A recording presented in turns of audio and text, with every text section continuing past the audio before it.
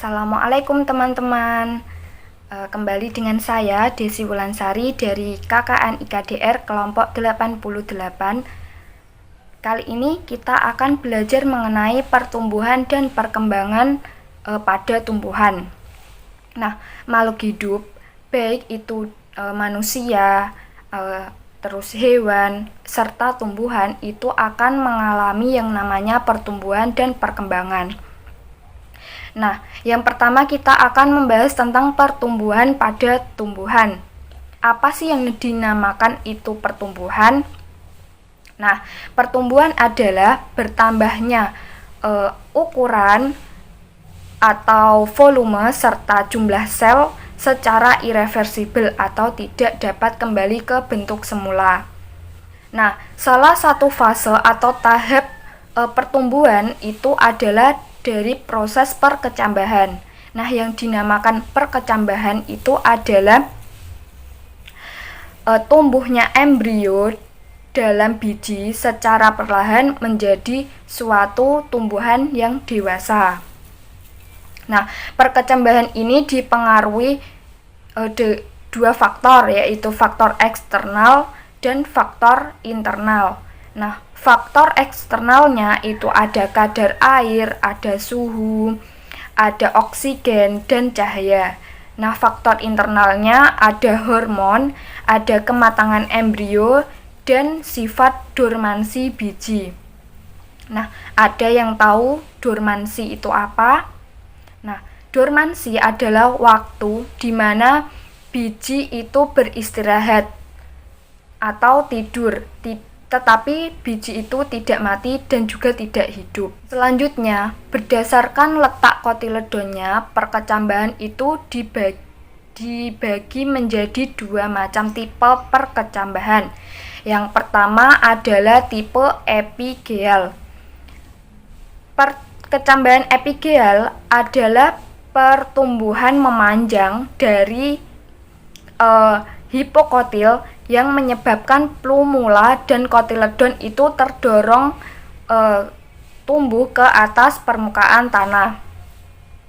Dan yang kedua yaitu perkecambahan hipogeal, yaitu pertumbuhan memanjang dari hipokotil yang menyebabkan plumula itu keluar menembus kulit biji dan muncul di atas tanah, tetapi kotiledonnya itu tetap berada di dalam tanah. Pada pertumbuhan itu ada yang namanya pertumbuhan primer, yaitu proses aktivitas sel-sel meristem yang menyebabkan batang dan akar tumbuhan itu tumbuh memanjang.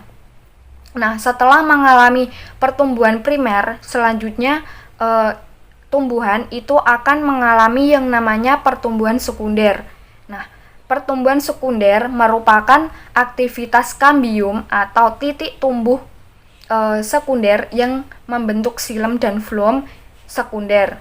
Pertumbuhan ini biasanya terjadi pada tumbuhan dikotil dan gimnospermae. Selanjutnya yaitu perkembangan pada tumbuhan.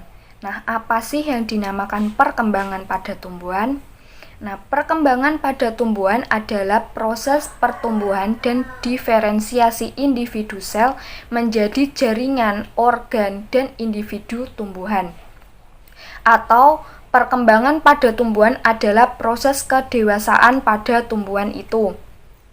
Nah, salah satu tumbuhan itu dikatakan sudah dewasa apabila alat perkembangannya secara kawin itu sudah berfungsi atau telah berfungsi.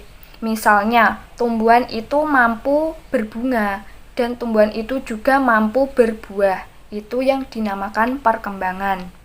Selanjutnya yaitu faktor-faktor pertumbuhan dan perkembangan pada tumbuhan. Pertumbuhan dan perkembangan pada tumbuhan dipengaruhi oleh dua faktor, yaitu faktor internal dan faktor eksternal. Yang pertama, faktor internalnya, yaitu ada gen sebagai sifat penentu individu pada tumbuhan, kemudian hormon tumbuhan atau fitohormon. Nah, fitohormon ini adalah senyawa organik yang dihasilkan oleh tumbuhan itu sendiri yang dapat ditranslokasikan dan aktif dalam konsentrasi rendah. Nah, hormon ini pada tumbuhan ada 7. Yang pertama hormon auksin, yaitu untuk pemanjangan batang tumbuhan. Kemudian ada hormon giberelin, yaitu hormon yang menghilangkan dormansi biji. Kemudian ada hormon sitokinin, yaitu hormon yang merangsang pembelahan sel pada tumbuhan. Kemudian ada asam absisat, yaitu hormon yang menghambat pertumbuhan tanaman. Kemudian ada hormon etilen, yaitu hormon yang dihasilkan oleh buah yang sudah tua atau yang sudah matang.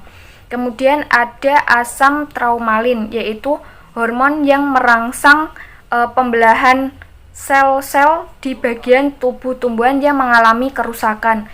Kemudian ada hormon kalin, yaitu hormon yang membantu dalam pembentukan organ tumbuhan seperti pembentukan bunga dan yang lainnya. Selanjutnya yaitu faktor eksternal pertumbuhan dan perkembangan pada tumbuhan. Yang pertama ada cahaya matahari sebagai sumber energi untuk melakukan proses fotosintesis pada tumbuhan. Yang kedua ada suhu. Nah, suhu yang diperlukan ini biasanya 10 sampai 38 derajat Celcius. Kemudian ada kelembapan udara. Ini berhubungan dengan penyerapan nutrien pada tumbuhan. Kemudian ada nutrien, dan nutrien yang dibutuhkan pada tumbuhan ini biasanya dalam bentuk ion. Kemudian ada air dan juga ada oksigen. Nah, oksigen ini digunakan dalam proses respirasi aerob dalam tubuh sehingga dapat memperoleh energi untuk pertumbuhannya pada tumbuhan itu sendiri. Itu yang dapat kita pelajari hari ini. Semoga bermanfaat dan menambah ilmu pengetahuan kita. Sekian dari saya. Wassalamualaikum warahmatullahi wabarakatuh.